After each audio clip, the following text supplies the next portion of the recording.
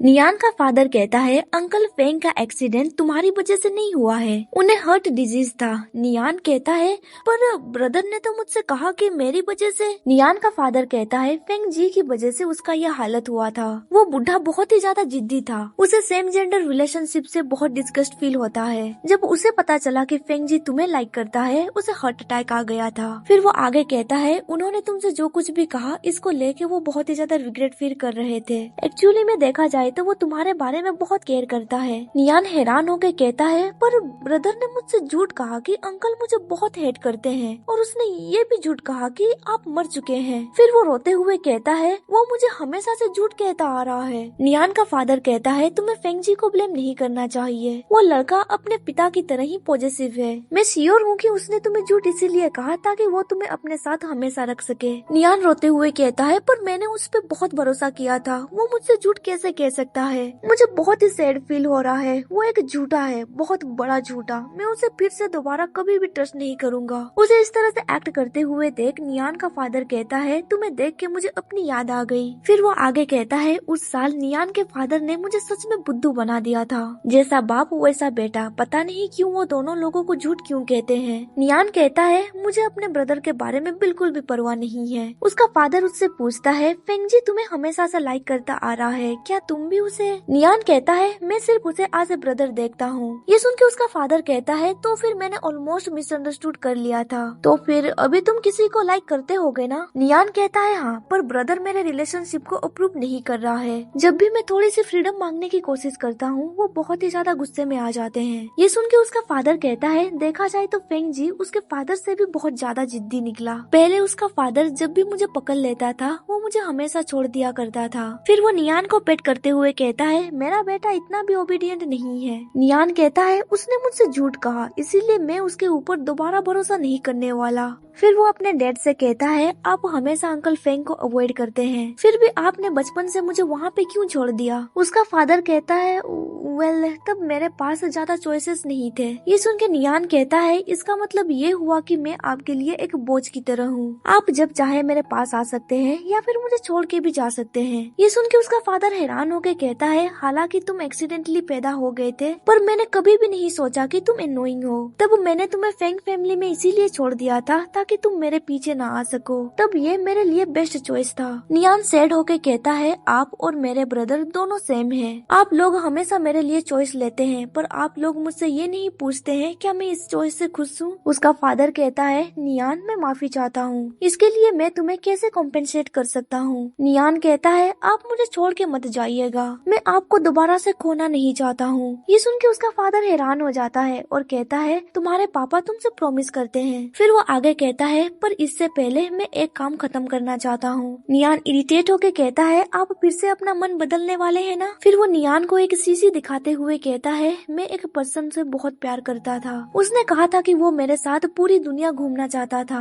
मैंने उसकी कुछ राख चुरा ली है, मैं उन चीजों को पूरा करना चाहता हूँ जो वो जिंदा रहते हुए नहीं कर सका। नियान पूछता है क्या ये मेरी मॉम का है? जिस पे उसका फादर जवाब देता है अरे नहीं, मैंने तुम्हारी मॉम को सिर्फ एक बार ही देखा था। ये सुन के नियान चिल्लाते हुए कहता है क्या सिर्फ एक बार? क्या मेरा बायोलॉजिकल फादर एक धोखेबाज है? उसका फादर कहता है नहीं, तुम मिसअंडरस्टैंडिंग कर रहे हो। नियान कहता है ये सब कुछ ज्यादा ही हो रहा है, मुझे बिलीव नहीं हो रहा है कि मैं आपका बेटा हूँ। उसका फादर कहता है नहीं ऐसा बिल्कुल भी नहीं है, ये सब कुछ फेंग जी के फादर की वजह से हो रहा है, वो कमीना था, उसने मुझे फोर्स किया था, आखिर मेरी तरह एक गैर लड़की के साथ। फिर वहाँ पे सन्नाटा छा जाता है। नियान हैरान होकर कहता है क्या आप गे हैं? फिर वो रोते हुए कहने लगता है तो फिर मैं पैदा कैसे हुआ? क्या आपने मुझे कचरे के डब्बे से उठा लाया है? मैं आपका बायोलॉजिकल बेटा नहीं हूँ। उसका फादर चिल्लाते हुए कहता है हमारे आई कलर डिफरेंट है, इसके अलावा हम दोनों एक ही दिखते हैं, अगर कोई भी हम दोनों को देखेगा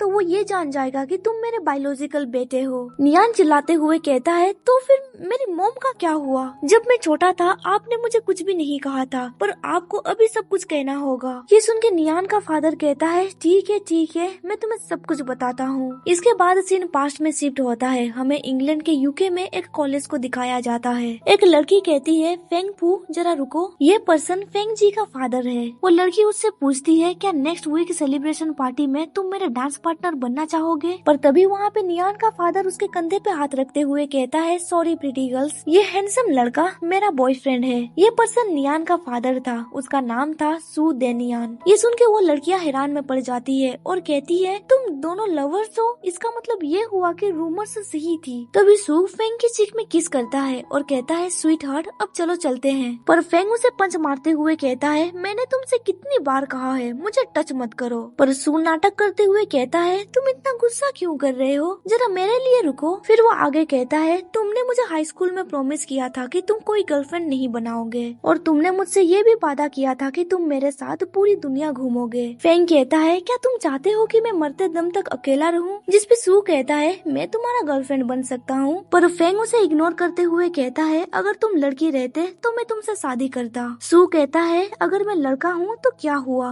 बचपन से ही मैं तुम्हें लाइक करता आ रहा हूँ, तुम लड़के हो पर मुझे कोई दिक्कत नहीं है। ये सुन के फेंग कोल्ड वॉइस में कहता है दोबारा से ऐसे मजाक मत करना। फिर वो वहाँ से जाते हुए कहता है दो लड़के, हाँ ये कितना डिस्गस्टिंग है। पर सू उसे सीरियस टोन में कहता है पर मैं तुम्हें सच में लाइक करता हूँ, मैं तुमसे मजाक नहीं कर रहा। पर फेंग कहता है ये डिस्गस्टिंग है। फिर अगले सीन में हमें दिखाया जाता है कि सू एक बार में कुछ लड़कों के साथ बैठा हुआ था। तभी वहाँ पे फेंग पहुँच जाता है और कहता है तुम मेरे साथ बाहर चलो, मुझे तुमसे कुछ बात करनी है। सू कहता है पर तुम्हें तो मुझ जैसे लड़कों से बहुत नफरत है ना, अभी मैं अपने दोस्त के साथ खेलने में बहुत बिजी हूँ, मेरे पास समय नहीं है। ये सुन के फेंग को बहुत ही ज्यादा गुस्सा आता है। वो सू को हिट करता है और उसे घसीटते हुए वहाँ से ले जाने लगता है। फेंग उसे रेस्ट रूम ले जाता है और उसका कॉलर पकड़ते हुए कहता है तुमने सडनली स्कूल ट्रांसफर क्यों किया, तुमने गिव अप क्यों कर लिया। पर तभी सू अचानक से उसे किस कर लेता है जिसकी वजह से फेंग उसे अगेन पंच मारता है। सू कहता है मैं तुम्हारे साथ रहना चाहता हूँ, क्या ये रीजन तुम्हारे लिए काफी है। फेंग उसका कॉलर पकड़ते हुए कहता है तुम मेरे इकलौते दोस्त हो इसीलिए मैं तुम्हें टॉलरेट कर रहा हूँ, तुम इतने ऑब्सेस्ड क्यों हो, तुम गिव अप क्यों नहीं कर लेते। फिर वो उसे आगे समझाने लगता है ये गलत है, ये एक तरह की बीमारी है, मैं एक डॉक्टर को ढूंढ लूंगा जो इस बीमारी को ठीक कर सकेगा, साथ ही मैं तुम्हारे लिए एक गर्लफ्रेंड को भी ढूंढ लूंगा,